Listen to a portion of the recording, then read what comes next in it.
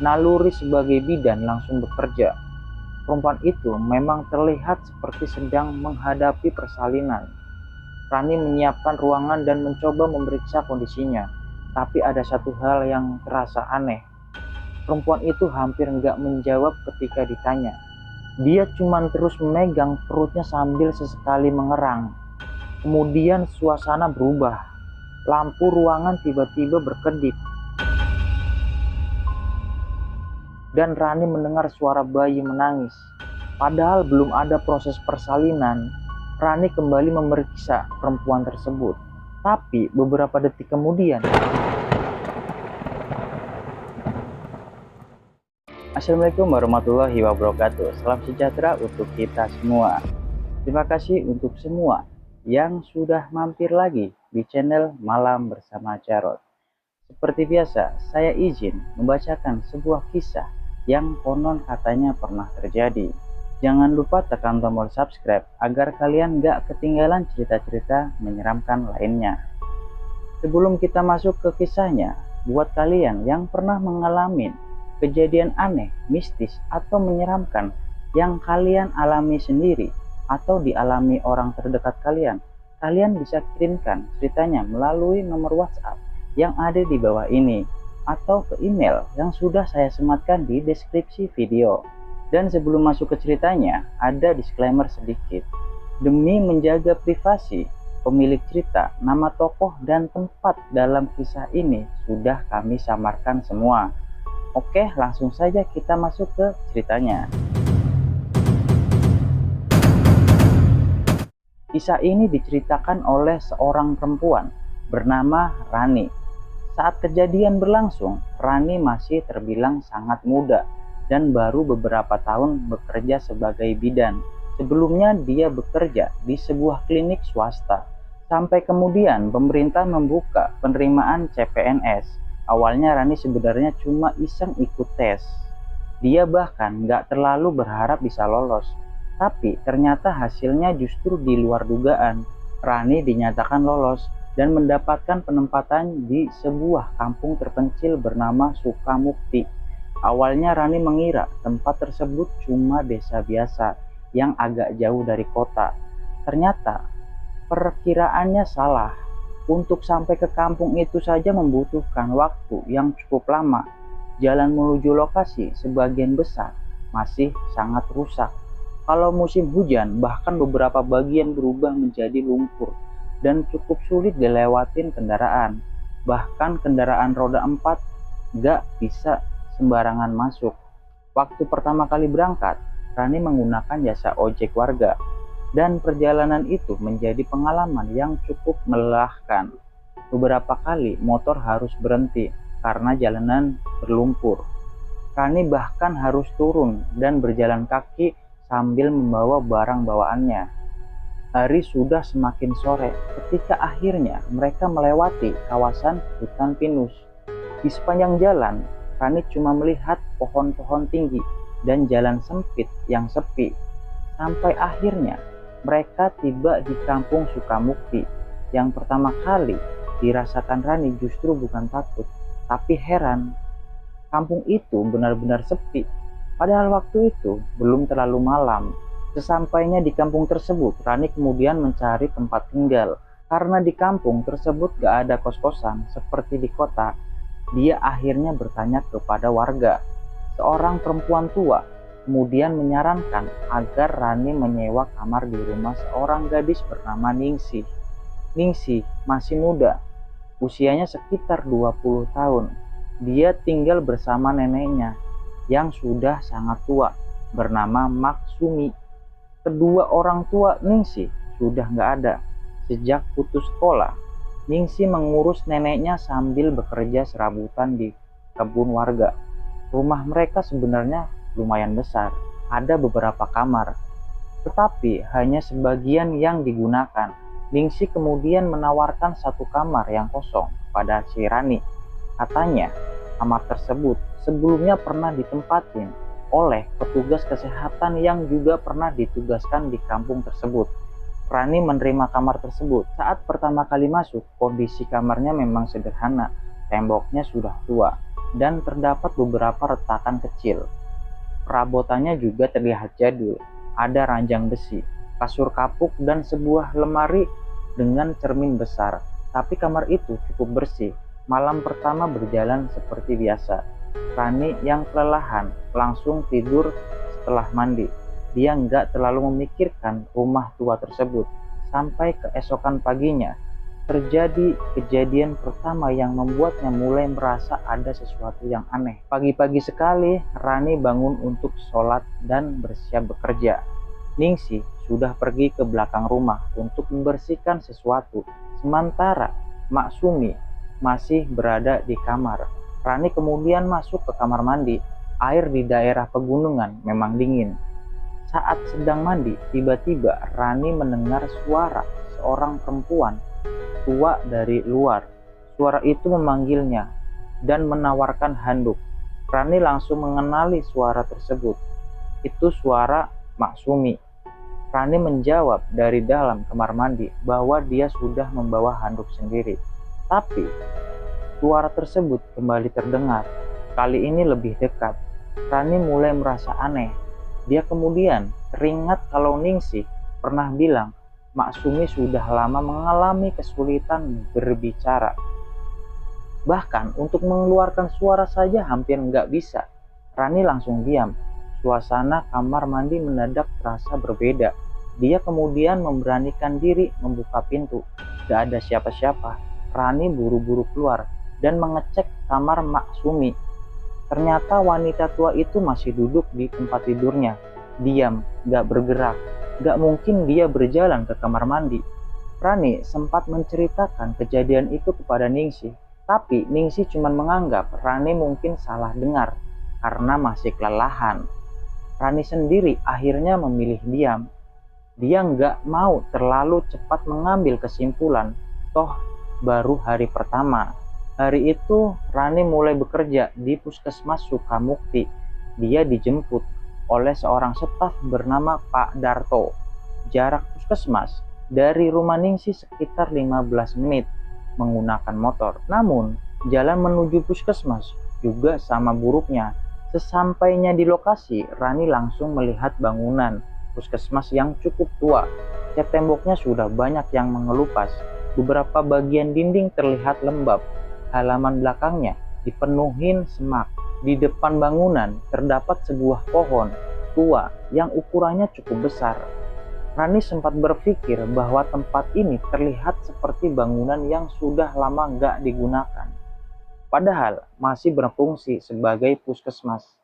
Saat turun dari motor, Rani melihat seorang perempuan berdiri di halaman belakang.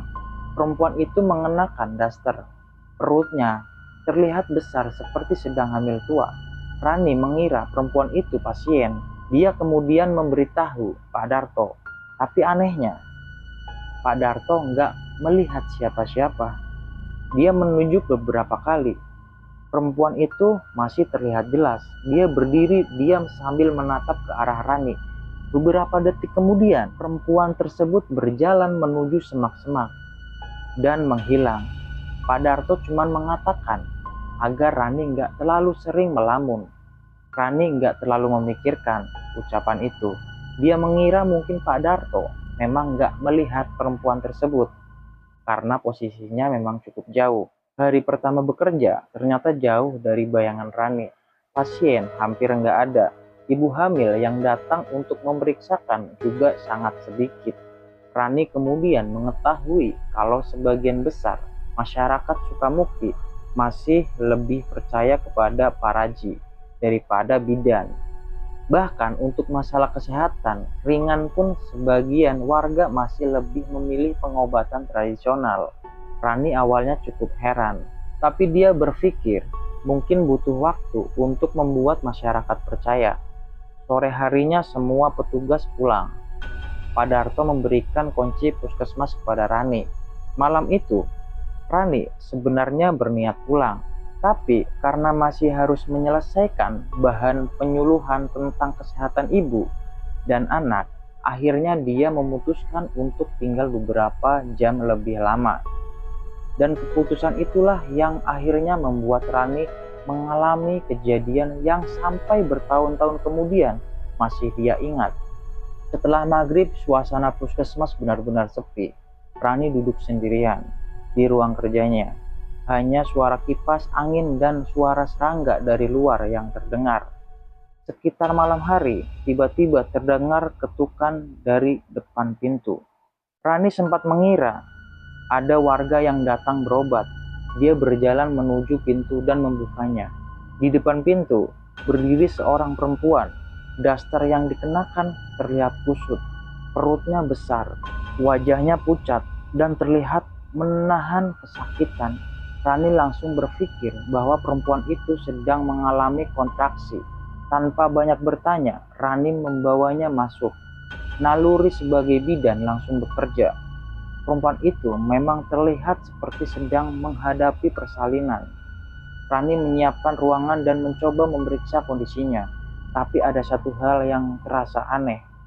Perempuan itu hampir nggak menjawab ketika ditanya. Dia cuma terus memegang perutnya sambil sesekali mengerang. Kemudian suasana berubah. Lampu ruangan tiba-tiba berkedip. Dan Rani mendengar suara bayi menangis. Padahal belum ada proses persalinan. Rani kembali memeriksa perempuan tersebut. Tapi beberapa detik kemudian, dia melihat sesuatu di sudut ruangan, seperti sosok bayi kecil yang sedang merangkak. Tubuhnya terlihat basah, ada bercak merah di lantai. Rani terdiam. Dia berkedip beberapa kali. Ketika melihat lagi, sosok itu sudah nggak ada. Yang tersisa cuma lantai kosong. Rani mulai panik. Dia kemudian menoleh ke arah perempuan tadi. Dan perempuan itu sudah berdiri. Perempuan tersebut berdiri beberapa langkah dari Rani. Wajahnya pucat, tatapannya kosong. Rani mundur perlahan. Kemudian perempuan itu membuka mulutnya. Dari mulutnya keluar cairan hitam pekat yang menetes ke lantai. Baunya sangat menyengat. Rani langsung teringat pada sosok perempuan yang dia lihat di halaman puskesmas pagi tadi. Orangnya sama. Rani nggak tahu harus melakukan apa. Sebagai seorang bidan, dia terbiasa menghadapi pasien dalam keadaan darurat. Tapi yang satu ini benar-benar di luar nalar. Rani akhirnya lari keluar ruangan. Dia nggak sempat membawa barang. Pintu puskesmas langsung ditutup dan dikunci dari luar. Rani berlari menuju halaman. Tapi ketika dia menoleh ke belakang, perempuan itu terlihat berdiri di balik kaca jendela. Dia masih menatap Rani dan sesuatu seperti tangisan bayi terdengar dari dalam ruangan. Rani langsung berlari. Jarak puskesmas dari rumah warga cukup jauh. Malam itu jalannya benar-benar sepi. Rani cuma mengandalkan lampu dari ponselnya. Dia berlari tanpa tahu sebenarnya harus menuju kemana. Yang ada di pikirannya cuma satu, dia harus menjauh dari tempat itu. Beberapa kali Rani merasa seperti mendengar suara langkah dari belakang. Dia nggak berani menoleh. Sampai akhirnya terdengar suara motor. Semakin lama suara tersebut semakin dekat. Ternyata Pak Darto. Rani langsung meminta pertolongan. Pak Darto jelas kaget melihat Rani berlari sendirian di tengah malam. Setelah Rani naik ke motornya, dia menceritakan apa yang baru saja terjadi. Pak Darto nggak banyak bertanya. Dia hanya mengatakan bahwa kemungkinan Rani sudah melihat sesuatu yang selama ini berusaha dilupakan warga. Rani kemudian bertanya siapa perempuan itu. Pak Darto masih diam. Sampai akhirnya dia mengatakan satu nama, Sari. Sari menurut cerita lama yang diketahui beberapa warga, bertahun-tahun sebelumnya memang pernah ada seorang perempuan bernama Sari yang mengalami masalah saat melahirkan. Saat itu akses menuju kampung masih jauh lebih sulit dibandingkan sekarang. Sari memilih melahirkan dengan bantuan Paraji, tapi kondisinya memburuk karena terlambat mendapat pertolongan. Nyawanya nggak bisa diselamatkan. Bayinya Sejak saat itu beberapa warga mengaku pernah melihat perempuan hamil di sekitar puskesmas. Awal cerita itu dianggap sebagai kebetulan, tapi karena kejadian serupa terus diceritakan dari satu orang ke orang lain, akhirnya warga mulai percaya bahwa ada sesuatu yang masih tertinggal di tempat tersebut. Pak Darto sendiri nggak pernah melihat perempuan itu, dia cuma pernah mendengar ceritanya. Itulah sebabnya tadi pagi dia sama sekali nggak heran ketika Rani mengatakan melihat seorang perempuan hamil. Dia nggak hanya memilih untuk nggak banyak bicara. Sesampainya di rumah, Rani melihat Ningsih masih menunggu di depan pintu. Rani kemudian menceritakan semua kejadian yang dialaminya. Ningsih terlihat pucat. Dia ternyata sudah pernah mendengar cerita tentang perempuan hamil itu.